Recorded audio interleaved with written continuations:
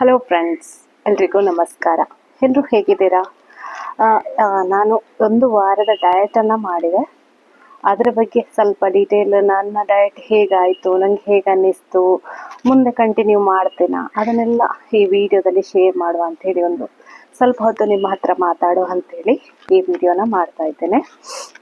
ಇವತ್ತು ಒಂದು ವಾರ ಆಯಿತು. ರಿಸಲ್ಟ್ 1 kg ಅಷ್ಟು ನನ್ನ ವೆಯ್ಟ್ ಹೇಳುವಂಥದ್ದು ಲಾಸ್ ಆಗಿದೆ. ಆದರೆ ವೆಯ್ಟ್ ಲಾಸ್ ಯಾಕೆ ಜಾಸ್ತಿ ಆಗಲಿಲ್ಲ? ಒಂದು ವಾರದಲ್ಲಿ ಅಂದ್ಕೊಂಡಕ್ಕಿಂತ ರಿಸಲ್ಟ್ ಕಡಿಮೆ ಬಂದಿದೆ. ಅದೇ ರೀಸನ್ ತಿಳ್ಕೊಳ್ಳೋದಾದರೆ, ಮೇನ್ ರೀಸನ್ ಅಂತ ಹೇಳಿದರೆ ಸ್ವಲ್ಪ ನೀರು ಕುಡಿಯೋದು ಸ್ವಲ್ಪ ಕಡಿಮೆ ಆಗಿದೆ. ಯಾಕೆ ಅಂತ ಹೇಳಿದರೆ, ಈಗ ಮಳೆಗಾಲ ಅಲ್ವಾ, ಮಳೆಗಾಲ ಆದ ಕಾರಣ ನಮಗಷ್ಟು ನೀರು ಕುಡಿಬೇಕು ಅಂತ ಅನಿಸೋದಿಲ್ಲ. ಒಂದೊಂದು ಸತಿ ನೀರು ಬೇಡ ಅಂತ ಅನಿಸ್ತದೆ. ಹಾಗೆ ನೆನಪೇ ಆಗೋದಿಲ್ಲ. ಇಡೀ ದಿವಸದಲ್ಲಿ ನಾನು ಬ್ಯುಸಿಯಾಗಿರ್ತೇನೆ. ಬೆಳಿಗ್ಗೆ ಏನು ಮಾಡೋದು, ರೆಸಿಪಿ, ಮಧ್ಯಾಹ್ನ ಏನು ಮಾಡೋದು, ಅದನ್ನು ಶೂಟ್ ಮಾಡೋದು ಅಂತ ಹೇಳಿ ಬ್ಯುಸಿಯಾಗಿರ್ತೇನೆ. ಸೊ ನೀರು ಕುಡಿಲಿಕ್ಕೆ ಮರ್ತೋಗ್ತದೆ. ಅದು ಒಂದು ರೀಸನ್ ಅಂತ ಹೇಳ್ಬೋದು. ಇನ್ನೊಂದು ಮೇಯ್ನ್ ನನ್ನ ಹೆಲ್ತ್ ಇಶ್ಯೂ ವೆಯ್ಟ್ ಲಾಸ್ ಆಗೋದಕ್ಕೆ ಬಿಡೋದಿಲ್ಲ. ಹೆಲ್ತ್ ಇಶ್ಯೂ ಏನಾಗಿದೆ ನನಗೆ ಅಂತ ಹೇಳಿದರೆ, ದೊಡ್ಡ ಸಮಸ್ಯೆ ಏನೂ ಇಲ್ಲ. ಎಲ್ಲರಿಗೆ ಆಗುವ ಹಾಗೆ ಸ್ವಲ್ಪ ಹಾರ್ಮೋನ್ ಇಂಬ್ಯಾಲೆನ್ಸ್ ಆಗಿದೆ. ಹಾರ್ಮೋನ್ ಇಂಬ್ಯಾಲೆನ್ಸ್ ಇದ್ದದ್ದೇ ನಮಗೆ ಮಾಮೂಲಿ. ಲೇಡೀಸಿಗೆ ಪೀರಿಯಡ್ಸಲ್ಲಿ ಇರ್ರೆಗ್ಯುಲರ್ ಆಗುವಂಥದ್ದು, ಸ್ವಲ್ಪ ಪೀರಿಯಡ್ಸ್ ಹಿಂದೆ ಮುಂದೆ ಹೋಗುವಂಥದ್ದು. ಈಗ ನಮಗೆ ಮಾಮೂಲಿ ರೆಗ್ಯುಲರ್ ಆಗಿ 28 ಡೇಸಿಗೊಮ್ಮೆ ಪೀರಿಯಡ್ಸ್ ಆಗುತ್ತೆ. ಅದು ಒಂದೊಂದ್ಸತಿ ಹೇಗೆ ಒಂದು 35 ದಿವಸ ಆಗುತ್ತೆ, ಕೆಲವರಿಗೆ 20 ದಿವಸದಲ್ಲೇ ಪೀರಿಯಡ್ಸ್ ಆಗ್ತದೆ. ಪೀರಿಯಡ್ಸಲ್ಲಿ ಆ ರೀತಿ ಹೆಚ್ಚು ಕಡಿಮೆ ಆಗ್ತದೆ. ಅದು 25 ದಿವಸ ಆದರೂ ನಾರ್ಮಲೇ, 35 ದಿವಸ ಆದರೂ ನಾರ್ಮಲೇ ಅಂತ ಹೇಳಿ ಡಾಕ್ಟ್ರು ಹೇಳ್ತಾರೆ. ಮತ್ತು ಬ್ಲೀಡಿಂಗ್ ಕೂಡ 5ರಿಂದ 7 ದಿವಸ ಬ್ಲೀಡಿಂಗ್ ಇರ್ಬೋದು. ನಮಗೆ ಏನೂ ತೊಂದರೆ ಇಲ್ಲ, ಅದು ಕೂಡ ನಾರ್ಮಲ್. 7 ದಿವಸಕ್ಕಿಂತ ಜಾಸ್ತಿ ಬ್ಲೀಡಿಂಗ್ ಇದೆ, ಜಾಸ್ತಿ ಹೆವಿಯಾಗಿ ಫ್ಲೋ ಆಗ್ತಿದೆ ಅಂತ ಹೇಳಿದರೆ ನಾವು ಡಾಕ್ಟ್ರನ್ನ ಕನ್ಸಲ್ಟ್ ಮಾಡಬೇಕಾಗ್ತದೆ. ಅದಕ್ಕೆ ಟ್ರೀಟ್ಮೆಂಟ್ ತಗೊಳ್ಬೇಕಾಗ್ತದೆ. ಹಾರ್ಮೋನ್ ಇಂಬ್ಯಾಲೆನ್ಸ್ ಇದೆ, PCOD ಇರ್ಬೋದು, ಅಥವಾ ಏನಾದರೂ ಗಡ್ಡೆ ಸಮಸ್ಯೆ ಇರ್ಬೋದು, ಥೈರಾಯ್ಡಿಂದ ಕೂಡ ನಮ್ಮ ಹಾರ್ಮೋನ್ ಇಂಬ್ಯಾಲೆನ್ಸ್ ಆಗ್ತದೆ. ಆಗ ನಾವು ಡಾಕ್ಟ್ರ್ ಹತ್ರ ಹೋಗಬೇಕಾಗ್ತದೆ, ಬ್ಲಡ್ ಟೆಸ್ಟ್ ಮಾಡಬೇಕಾಗ್ತದೆ, ಏನು ಪ್ರಾಬ್ಲಮ್ ಇದೆ ಅನ್ನೋದನ್ನು ಚೆಕ್ ಮಾಡಬೇಕಾಗ್ತದೆ. ಆದರೆ ನನಗಿಲ್ಲಿ ಏನಾಗಿದೆ ಈ ಸಲ ಅಂತ ಹೇಳಿ, ಇನ್ನೂ ಕೂಡ ಸಮಸ್ಯೆ ಏನು ಅಂತ ಹೇಳಿ ನನಗೆ ಗೊತ್ತಾಗಲಿಲ್ಲ. ಅಂದರೆ ನಂದು ಸಮಸ್ಯೆ ಏನು ಅನ್ನೋದನ್ನು ನಾನು ನಿಮ್ಮ ಜೊತೆ ಶೇರ್ ಮಾಡ್ಕೊಳ್ತೇನೆ. ಆ್ಯಕ್ಚುಲಿ ಪೀರಿಯಡ್ಸ್ ಆಗಬೇಕಿತ್ತು. ಯಾವಾಗ ಅಂದರೆ ಒಂದು 11 ತಾರೀಕು ಅಂದಾಜಿಗೆ ನಂದು ಪೀರಿಯಡ್ಸ್ ಆಗಬೇಕಿತ್ತು. ಬಟ್ ಪೀರಿಯಡ್ಸ್ ಆಗಲಿಲ್ಲ. ಒಂದು 15 ಆಗುವಾಗ ನನಗೆ ಸ್ವಲ್ಪ ಡಿಸ್ಚಾರ್ಜ್ ಅಂತ ಪೀರಿಯಡ್ಸ್ ಆಯಿತು. 15 ಪೀರಿಯಡ್ಸ್ ಆಯಿತು. ಮತ್ತು ನೆಕ್ಸ್ಟ್ ಡೇಯಿಂದ ಬ್ಲೀಡಿಂಗ್ ಯಾವುದೇ ಕಾಣಿಸಲಿಲ್ಲ, ಬ್ಲೀಡಿಂಗೇ ಇಲ್ಲ. ನಾರ್ಮಲ್ ಆಗಿದ್ದೇನೆ ನಾನು ಇವತ್ತಿಗೆ ಕೂಡ. ಈಗ ನನಗೆ ಬ್ಲೀಡಿಂಗ್ ಅಷ್ಟು ಇಲ್ಲ. ಇದು ಯಾಕೆ ಅಂತ ಹೇಳಿದರೆ, ಹಾರ್ಮೋನಲ್ ಇಶ್ಯೂ ಇರ್ಬೋದು.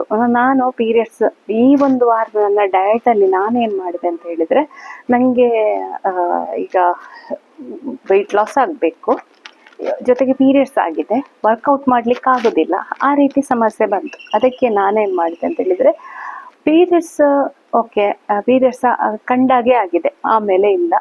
ನನಗೆ ಏನು ಸಿಂಪ್ಟಮ್ಸ್ ಬೇರೆ ಏನೋ ಸುಸ್ತು ಆಗಲಿ ಹಾಗೇನಿಲ್ಲ. ನಾನು ಯಾಕೆ ವರ್ಕೌಟ್ ಸ್ಟಾಪ್ ಮಾಡಬೇಕು ಅಂತೇಳಿ ಈಗ 2-3 ದಿವಸದಿಂದ ವರ್ಕೌಟನ್ನು ಸ್ಟಾರ್ಟ್ ಮಾಡಿದ್ದೇನೆ. ಪೀರಿಯಡ್ಸ್ ಹಾಗೆ ಇದೆ. ಇನ್ನು ನೋಡಬೇಕು, ಇನ್ನೊಂದು 4 ದಿವಸದಲ್ಲಿ ಅದು ಯಾವ ರೀತಿ ಆಗ್ತದೆ, ಏನಾಗ್ತದೆ, ಕ್ಲಿಯರ್ ಆಗ್ತದ ಅಂತ ಹೇಳಿ. ಯಾಕೆಂದರೆ ಈ ಒಂದು 6 ತಿಂಗಳ ಹಿಂದೆ ಹೋದರೆ ನನ್ನದೊಂದು ಡಯಟ್ ಆಗಿರಲಿ, ಈ ಥರ ಹೆಲ್ದಿ ಲೈಫ್ ಸ್ಟೈಲ್ ರುಟೀನ್ ಎಲ್ಲ ಸ್ವಲ್ಪ ಆ ಕಡೆ ಈ ಕಡೆ ಆಗಿತ್ತು. ಸ್ವಲ್ಪ ಅನ್ಹೆಲ್ದಿ ತಿಂತಾ ಇದ್ದೆ, ಹೋಟೆಲ್ ಫುಡ್ ತಿಂತಾ ಇದ್ದೆ, ಜಂಕ್ ತಿಂತಾ ಇದ್ದೆ, ಎಲ್ಲ ತಿಂತಾ ಇದ್ದೆ. 67 ವೆಯ್ಟ್ ಇದ್ದವಳು ಸಾಧಾರಣ ಮೊನ್ನೆ ನಾನು ನನ್ನ ಡಯಟನ್ನು ಸ್ಟಾರ್ಟ್ ಮಾಡಬೇಕಾದ್ರೆ 76 ಹತ್ರ ಹೋಗಿದ್ದೇನೆ ನನ್ನ ವೆಯ್ಟ್. ಇವತ್ತು ವೆಯ್ಟ್ ನೋಡಬೇಕಾದ್ರೆ 74.15 ಇದೆ. ಅಂದರೆ 74 ಅಂತ ಹೇಳ್ಬೋದು, 15 ಇದೆ ಸ್ವಲ್ಪ. ಅದರ ಎಡೆಯಲ್ಲಿ ಈ ಒಂದು ವೆಯ್ಟ್ ಲಾಸ್ ಜರ್ನಿಯಲ್ಲಿ ನನಗೆ ಮತ್ತೊಂದು ಸಮಸ್ಯೆ ಅಂದರೆ, ಈ ಪೀರಿಯಡ್ಸಿಗೆ ರಿಲೇಟೆಡ್ಡೇ ಅದು ಕಾನ್ಸ್ಟಿಪೇಷನ್ ಆಯಿತು. ಒಂದು ದಿವಸ ಕಾನ್ಸ್ಟಿಪೇಷನ್ ಆಯಿತು. ಕಾನ್ಸ್ಟಿಪೇಷನಿಗೆ ಅಂದರೆ ಪೀರಿಯಡ್ಸ್ ಟೈಮಲ್ಲಿ ಕೆಲವೊಮ್ಮೆ ಕಾನ್ಸ್ಟಿಪೇಷನ್ ಕೂಡ ಆಗ್ತದೆ. ನಿಮಗೆ ಕೂಡ ಅನುಭವಕ್ಕೆ ಬಂದಿರ್ಬೋದು, ಹೌದಾ ಅಲ್ವಾ? ಕಮೆಂಟ್ ಮಾಡಿ ನನಗೆ. ಕಾನ್ಸ್ಟಿಪೇಷನ್ ಆಯಿತು ಅಂತ ಹೇಳುವಾಗ ನಾವು ಆಗ ನಮ್ಮ ವೆಯ್ಟ್ ಹೆಚ್ಚು ಕಡಿಮೆ ಆಗ್ತದೆ. ಆಗ ಕೂಡ ಕಾನ್ಸ್ಟಿಪೇಷನ್ ಇದ್ರೂ ಕೂಡ ವೆಯ್ಟ್ ಲಾಸ್ ಅಲ್ಲಿ ನಮಗೆ ರಿಸಲ್ಟ್ ಚೆನ್ನಾಗಿ ಬರೋದಿಲ್ಲ. ಸೊ ಅದನ್ನು ಸರಿ ಮಾಡಿಕೊಳ್ಬೇಕು. ಹಾಗೆ ಸ್ವಲ್ಪ ಈ ರೀತಿ ಹೆಲ್ತ್ ಇಶ್ಯೂಸ್ ಎಲ್ಲ ಇದ್ದ ಕಾರಣ, ಮಾಮೂಲಿ, ಇದು ದೊಡ್ಡ ವಿಷಯ ಅಲ್ಲ, ಕರೆಕ್ಟ್ ಆಗ್ತದೆ. ಆದರೆ ನಮ್ಮ ವೆಯ್ಟ್ ಲಾಸ್ ಜರ್ನಿಯಲ್ಲಿ ನಮಗೊಂದು ರಿಸಲ್ಟ್ ಬರಬೇಕು ಅಂತ ಹೇಳಿದರೆ ಈ ಥರ ಹೆಲ್ತ್ ಇಶ್ಯೂಸ್ ಇದ್ದರೂ ಕೂಡ ಅದು ಪ್ರಾಬ್ಲಮ್ ಆಗ್ತದೆ ಅಂತ ಹೇಳಿ. ಇನ್ನೀಗ ಮೇ ಬಿ ನಾನು ಈ ಇನ್ನೂ ಏನಾಗ್ತದೆ ಅಂತೇಳಿ ನನ್ನ ರಿಸಲ್ಟ್ ಏನು ಪೀರಿಯಡ್ಸ್ ಬರಲಿಲ್ಲ ಅಂತಾದರೆ ನೆಕ್ಸ್ಟ್ ಡಾಕ್ಟ್ರ್ ಹತ್ರ ಹೋಗಬೇಕಾಗತ್ತೆ ಏನಾಗಿದೆ ಅಂತ ಹೇಳಿ. ಡಾಕ್ಟ್ರ್ ಹತ್ರ ಹೋಗೋದಕ್ಕಿಂತ ಮೊದಲು ಥೈರಾಯ್ಡ್ ಕೂಡ ಟೆಸ್ಟ್ ಮಾಡಬೇಕಾಗುತ್ತೆ. ನನಗೆ ಆಲ್ಮೋಸ್ಟ್ ಒಮ್ಮೆ ಥೈರಾಯ್ಡ್ ಇತ್ತು, ಟ್ಯಾಬ್ಲೆಟ್ 1 ವರ್ಷ ತಗೊಂಡಿದ್ದೆ. ಈಗ ಯಾವುದೇ ಟ್ಯಾಬ್ಲೆಟ್ಸ್ ಇಲ್ಲ ಥೈರಾಯ್ಡ್ ಇತ್ತು. ಪ್ರಾಬ್ಲಮ್ಸ್ ಕೂಡ ಇಲ್ಲ. ಅಂದರೆ ಥೈರಾಯ್ಡ್ ಇದ್ದ ಕೂಡಲೇ ಹೆವಿ, ನಂದು ವೆಯ್ಟ್ ತುಂಬ ಸಿಕ್ಕಾಪಟ್ಟೆ ಜಾಸ್ತಿ ಆಗ್ತದೆ. ಮತ್ತು ಅದು ಏನು ಈಗ ಪ್ರಾಬ್ಲಮ್ ಅಂತ ಕಾಣಿಸುವಂಥದ್ದು ಪೀರಿಯಡ್ಸ್ ಇದು ಮಾತ್ರ. ಅದು ಇಷ್ಟು ಸಮಯ ಸರಿ ಇತ್ತು. ಇನ್ನೀಗ ಹೇಗಾಗ್ತದೆ ಅಂತ 1 ತಿಂಗಳು ವೆಯ್ಟ್ ಮಾಡಿಕೊಂಡು ನೆಕ್ಸ್ಟ್ ನಾನು ಥೈರಾಯ್ಡ್ ಟೆಸ್ಟ್ ಹೋಗಿ ಒಂದು ಗೈನಕಾಲಜಿಸ್ಟ್ ಹತ್ರ ಹೋಗಿ ಏನಾಗಿದೆ ಅಂತ ಹೇಳೋದನ್ನು. ವಿಮಾನ ಹೋಗ್ತಾ ಉಂಟು ಆಕಾಶದಲ್ಲಿ.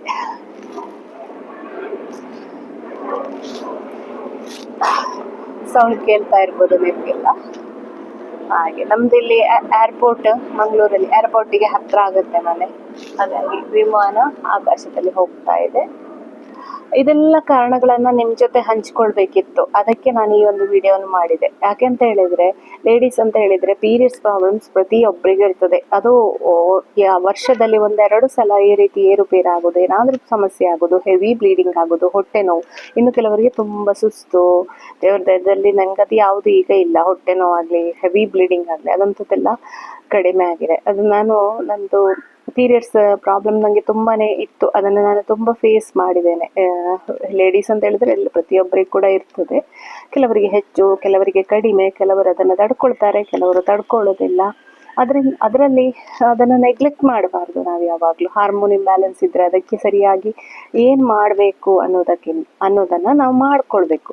ಡಾಕ್ಟ್ರ್ ಹತ್ರ ಹೋಗಿ ಆ ಡಾಕ್ಟ್ರ್ ಹತ್ರ ಹೋದರೆ ಏನಾಗುತ್ತೆ ಅಂತ ಹೇಳಿದರೆ, ಸಾಮಾನ್ಯವಾಗಿ ಅವರು ಮೆಡಿಸಿನ್ ಕೊಡ್ತಾರೆ, ಹಾರ್ಮೋನ್ ಟ್ಯಾಬ್ಲೆಟ್ ಕೊಡ್ತಾರೆ, ಅದರಿಂದ ಕ್ಯೂರ್ ಮಾಡ್ಕೊಳ್ತಾರೆ.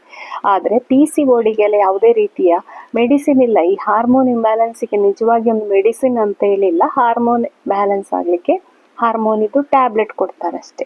ಅದರ ಬದಲು ನಾವು ನಮ್ಮ ಲೈಫ್ ಸ್ಟೈಲನ್ನೇ ಚೇಂಜ್ ಮಾಡಿಕೊಂಡು ಹೆಲ್ದಿ ಫುಡ್ಡು, ಮತ್ತು PCODಗೆ ಯಾವ ಫುಡ್ಡನ್ನು ತಿನ್ನಬಾರ್ದು, ಹಾಲೆಲ್ಲ ಕುಡಿಬಾರ್ದು, ಹಾಲಿನ ಪ್ರಾಡಕ್ಟು ಆ ಥರ ಎಲ್ಲ PCODಗೆ ತಿನ್ನಬಾರ್ದು. ಅದನ್ನೆಲ್ಲ ಬಿಟ್ಟು ಹೆಲ್ದಿ ಲೈಫ್ ಸ್ಟೈಲು, ಒಳ್ಳೆ ಪ್ರೋಟೀನ್ ಯುಕ್ತ ಆಹಾರ, ಪೌಷ್ಟಿಕ ಆಹಾರ, ನಮ್ಮ ಒಂದು ಜಾಗದಲ್ಲಿ ಏನು ನಾವು ತಿಂತೇವೆ ಅದನ್ನು ತಿನ್ನೋದು.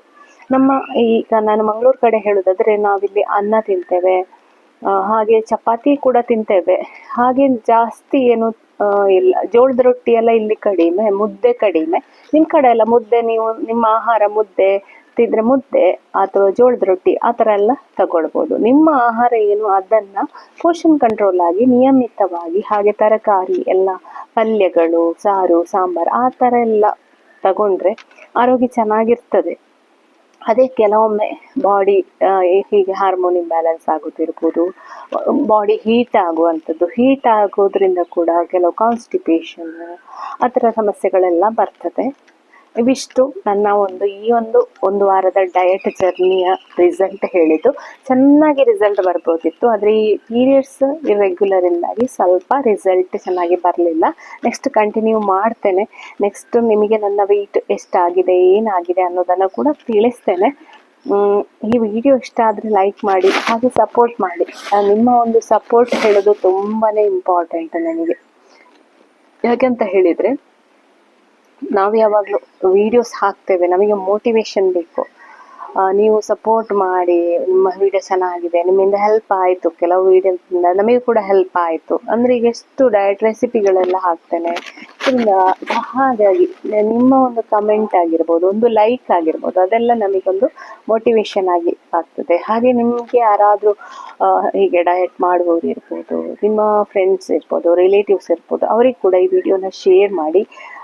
ಅದರಿಂದ ಕೂಡ ನನಗೆ ಸಪೋರ್ಟ್ ಸಿಕ್ಕಿದಾಗೆ ಆಗ್ತದೆ. ಇನ್ನೇನಾದರೂ ವಿಷಯ ಇದ್ದರೆ ನೀವು ಕಮೆಂಟ್ ಮಾಡಿ. ಇಲ್ಲಿಗೆ ವಿಡಿಯೋ ಎಂಡ್ ಮಾಡಲ, ತುಂಬ ಹೊತ್ತಾಯಿತು ನಾನು ಮಾತಾಡ್ತಾ ಇರೋದು.